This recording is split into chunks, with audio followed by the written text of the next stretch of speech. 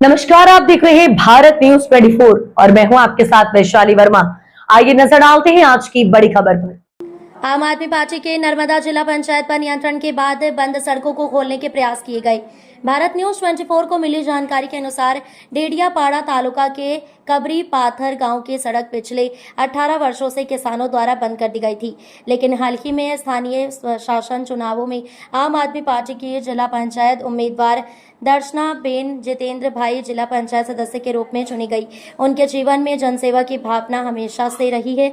इसके बाद उनके अथक प्रयासों और घंटोली ग्राम पंचायत के सरपंच प्रभु भाई वसावा तथा कबरी पाथर ग्राम पंचायत के सरपंच देवानजी भाई वसावा के प्रयासों से, जिन्होंने गजर गोटा के किसानों को मनाया। गजर गोटा से कबरी पाथर तक की वह सड़क खोल दी गई, जिसे गजर गोटा के किसानों ने पिछले 18 वर्षों से बंद कर रखा था। आज उनके प्रयासों और प्रशासनिक तंत्र के सहयोग से इस सड़क को खोल दिया गया है। आज रोज गाजरगोटा थी काबरी पठार वच्चेनो रस्तो 17 વર્ષથી વિવાદના કારણે બંધ હતો। આજે અમારા બધાના પ્રયાસોથી એ રસ્તાનું નિરાકરણ આવ્યું છે, તો આજેથી રસ્તાનું કામ અમે ચાલુ કરાવીએ છીએ।